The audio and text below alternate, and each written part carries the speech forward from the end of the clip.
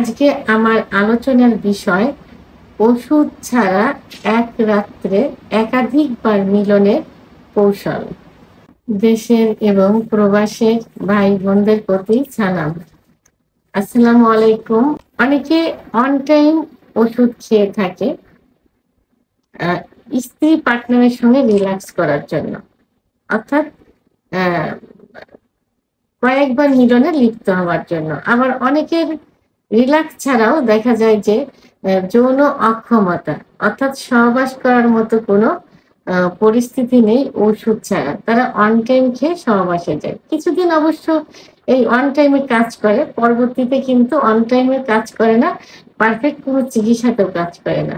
R on time খেলে kidney effect হয় খুব দ্রুত, অর্থাৎ কিডনিতে সমস্যা হয়। আমার মনে হয় যে একটা খেলেই মনে হয় কিডনিতে সমস্যা হয়ে যায়। তো যাই হোক, অনেকেই এই অন টাইমের উপর নির্ভর করে দেখা যায় যে যৌন অক্ষমতার সময়টা কাটাতে চায়, আবার স্ত্রীর সঙ্গে কিছু কিছু দিন রিল্যাক্স যাপন করতে চায়। তো এটা ওষুধ ছাড়া, অন টাইম ছাড়া এর চিকিৎসায় কিন্তু পারফেক্ট। কারণ এর যৌন রোগ কোনো রোগ না, এ রোগে কেউ মারা যায় না, বিছনায় পড়েও থাকে না, হসপিটালেও ভর্তি হয় না। এটা হরমোনাল একটা বিষয়। হরমোন, পুরুষের যে হরমোন টেস্টোস্টেরন হরমোন কমে গেলে এটা হয়। এই সঠিক চিকিৎসা নিলে আবার পূর্বের অবস্থায় ফিরে আসে। এবং পাশাপাশি কিছু খাবার, দুধ, ডিম, খেজুর, কাজু বাদাম, মধু, ঘি, অর্গানিক নারকেল তেল, এগুলো খাবার তালিকায় রাখতে হয়, তাহলে কখনোই আর নষ্ট হয় না। আপনারা দেখবেন যে অনেক বৃদ্ধ, ৮০-৯০ বছরের বৃদ্ধও কিন্তু এখন ৩০-৪০ বছর বয়সের মেয়েদের বিয়ে করছে, এবং স্মার্ট, সুন্দরী, চাকরিজীবী, ব্যবসায়ী মেয়ে। তারা সংসার করছে, বাচ্চা হচ্ছে, আবার ব্যবসা বাণিজ্য করছে। তাহলে পুরুষের সেক্স নষ্ট হয় না, চিকিৎসা এটা ঠিক হয়ে যায় ইনশাআল্লাহ। তো এখন যারা শৌখিন, আসলে এই বিষয়টা জৈবিক একটা চাহিদা, এটা শৌখিনও না। অনেকেই চায় যে মাঝে মাঝে স্ত্রীর সঙ্গে, পার্টনারের সঙ্গে কিছু সুন্দর মুহূর্ত কাটাই, অর্থাৎ কয়েকবার যৌন মিলনে। কারণ ভালোবাসার বহিঃপ্রকাশ শেষ পর্যায়ে যৌন মিলন, স্বামী স্ত্রীর যেটা, যৌন মিলনে লিপ্ত থাকতে চায়। তবে এটা প্রতিনিয়ত এটা চাওয়া যাবে না। দেখা গেল যে সপ্তাহে ১ দিন, মাসে ২ দিন কি ৪ দিন, এভাবে। তো যাদের যৌন অক্ষমতা আছে, অথবা যৌন ক্ষমতা একটু কম, অথবা একবার করলে দ্বিতীয়বার হয় না, এবং যারা যৌন ক্ষমতা আছে কিন্তু এক রাত্রে ৩-৪ বার করার মতো ক্ষমতা হয়তো নেই, হলেও দুর্বল হয়ে যায়, তাদের উদ্দেশ্যে আজকে সহজ কিছু কৌশল বলব।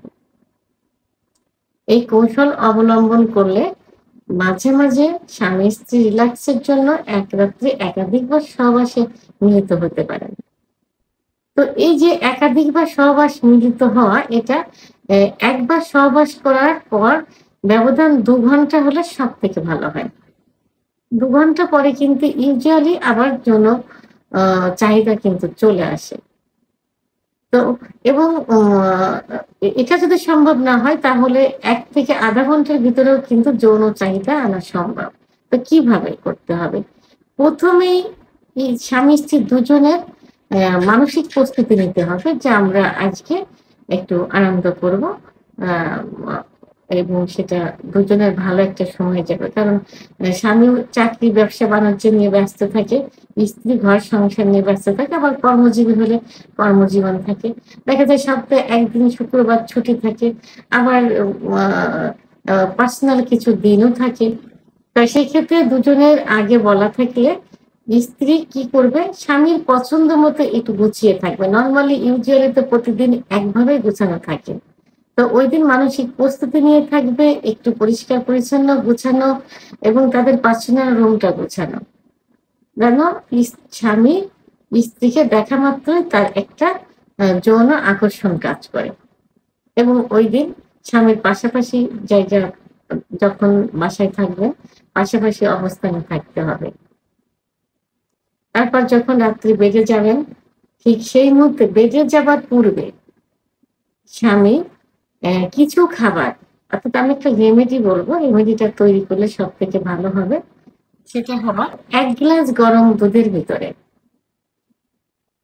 গরুর দুধ, গরম দুধের ভিতরে 2টা হাঁসের ডিমের কুসুম, 1 চামচ মধু, 1 চামচ ঘি, 1 চামচ অর্গানিক নারকেল তেল।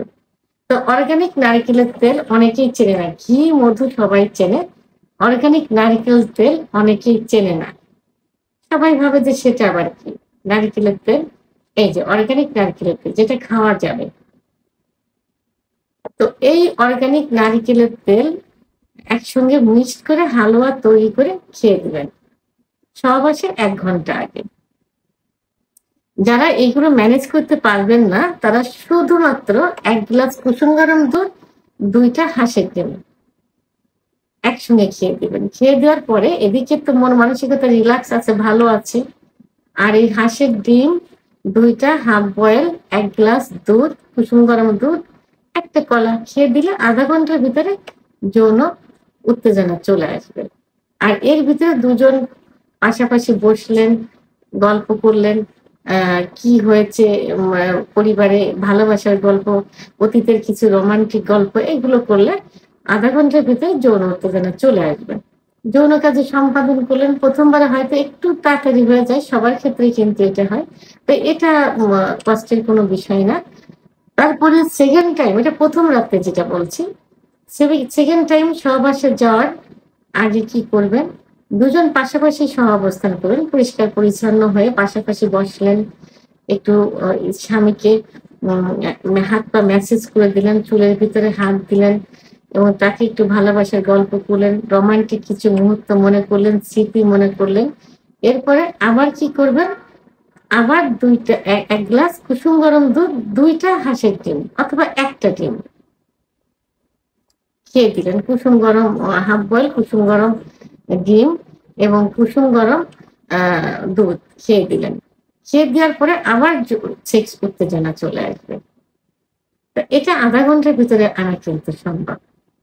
তাহলে প্রথমবার দ্বিতীয়বার হলো, নেক্সট টাইম যখন দেখা গেল যে ঘুমের কিছু আগে আবার দুজনে এইভাবে গল্প করলেন, অথবা কি করতে পারেন, আপনারা এখন কিন্তু কেগেল এক্সারসাইজের কথা শুনেছেন, যেটা নেটে সার্চ দিলে কিন্তু পাওয়া যাবে। তো আপনি দ্বিতীয়বার সহবাস করার পরে আবার যখন তৃতীয়বার সহবাসে যাবেন তার কিছু আগে কেগেল এক্সারসাইজ করতে পারেন 5-7 মিনিট।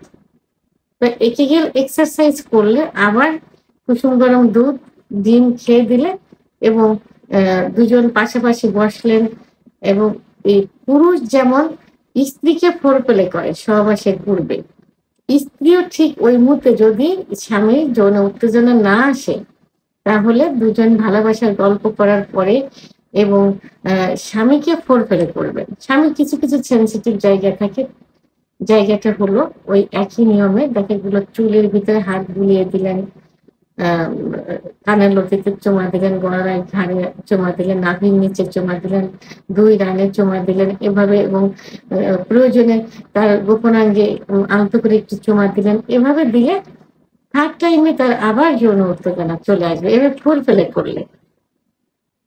তো থার্ড টাইম সহবাস করার পর আপনার সুন্দর মন নিয়ে আবার ঘুমিয়ে গেলেন। এখন ভোর রাত্রে আবার কি হলো, ভোর রাত্রে আপনারা আবার ফজরের নামাজের আগে আবার কারণ ভোর রাত্রে এমনি পুরুষের সেক্স হরমোন, টেস্টোস্টেরন হরমোন কিন্তু বেড়ে যায়, কারণ রাত্রে একজন পুরুষ 5 ঘন্টা ঘুমোলে 12টার পর থেকে সকাল 9টা পর্যন্ত 7টা পর্যন্ত কিন্তু সেক্স হরমোনটা বাড়তে থাকে, টেস্টোস্টেরন হরমোন বাড়তে থাকে। তখন ভোর রাতে এমনি বৃদ্ধি পাওয়া অবস্থায় থাকলো, তারপর যদি দুজন উঠে আবার একটু গল্প করলেন, একটু আবার 1 গ্লাস দুধ, যাদের হাই প্রেশার নেই, উচ্চ রক্তচাপ নেই, তাদের জন্য তো সব থেকে ভালো হবে। আর যাদের উচ্চ রক্তচাপ আছে তারা দুধটা যতটুক দুধ ততটুক পানি এইভাবে খেতে হবে। এবং ডিমটা অ্যাভয়েড করে এখানে কি খেলেন, কলা খেতে পারেন, খেজুর খেতে পারেন। তখন এই আবার দুধ, ডিম, খেজুর এগুলো খেয়ে আবার দুজন একটু উভয়কে ফোরপ্লে করলো। এভাবে ফজরের নামাজের আগে আপনারা আবার যৌন মিলনে লিপ্ত হতে পারেন। এবং পরবর্তীতে গোসল শেষ করে ফজরের নামাজ পড়লে, আদায় করলে এবং তাহাজ্জুদের নামাজ আদায় করে ফজরের নামাজ আদায় করলে দেখা যাবে যে সারাটা দিন রিল্যাক্সে যাবে এবং ভালো একটা ঘুম হবে। তো এইভাবে আপনারা এবং পরবর্তীতে কি করতে পারেন, মাঝে মাঝে এর মাঝে মাঝে আপনারা এই যে ৩ থেকে ৪ বার সহবাস করলেন, এর ভিতরে কিন্তু একই পজিশনে সহবাস করা যাবে না। পজিশন চেঞ্জ করতে হবে। একেক সময় ১ম বার দেখা গেল স্ত্রী শুয়ে আছে, স্বামী যৌন কার্য চালালেন। ২য় বার দেখা গেল যে স্বামী শুয়ে আছেন, স্ত্রী যৌন কার্য চালালেন। এবার পজিশন চেঞ্জ, বিভিন্ন পজিশন আছে। পজিশন চেঞ্জ করে সময়টা একটু বৃদ্ধি করতে হবে। আবার যদি দেখেন যে বীর্যপাত হয়ে যাচ্ছে খুব দ্রুত, যখন আপনি উপলব্ধি করতে পারবেন, বুঝতে পারবেন, ঠিক সেই মুহূর্তে স্টপ করে দেবেন। স্টপ করে দিয়ে দুজন আবার স্ত্রীকে বুঝতে দেওয়ার প্রয়োজন নেই। স্ত্রীকে একটু ভালোবাসলেন, ফোরকলে করলেন, আবার শুরু করলেন। এভাবে সময়টাও কিন্তু বৃদ্ধি করা যায়। তো সর্বোপরি কি করতে হবে? উভয়ের মন মানসিকতা ভালো থাকতে হবে, রোমান্টিক থাকতে হবে, স্ত্রীকে সুন্দরভাবে গচ্ছিত অবস্থায় থাকতে হবে, স্বামীকেও সুন্দরভাবে গচ্ছিত অবস্থায় থাকতে হবে। যেন স্ত্রী আপনাকে দেখলে খুশি পায়, আপনিও স্ত্রীকে দেখলে খুশি পান। এজন্য মানসিকভাবে প্রস্তুতিটা আগের থেকে নিতে হবে। তো এভাবে পজিশন চেঞ্জ করে, সময় এক্সচেঞ্জ করে এবং মন মানসিকতা ভালো রেখে, ভালোবাসা মনে জমা রেখে, ওষুধ ছাড়াই মাঝে মাঝে মাসে ১ বার, ২ বার, ৩ বার, সপ্তাহে ১ বার একাধিকবার যৌন কার্য পরিচালনা করা যায়। অর্থাৎ এক রাত্রে একাধিকবার যৌন কার্য সম্পাদন করা যায় কোনো ওষুধ ছাড়াই। ভিডিওটি সম্পর্কে যদি কোনো মতামত থেকে থাকে অবশ্যই কমেন্টসের মাধ্যমে জানাবেন। আর ভিডিওটি ভালো লাগলে লাইক, কমেন্ট, সাবস্ক্রাইব করে আমার সঙ্গে থাকুন। আল্লাহ হাফেজ।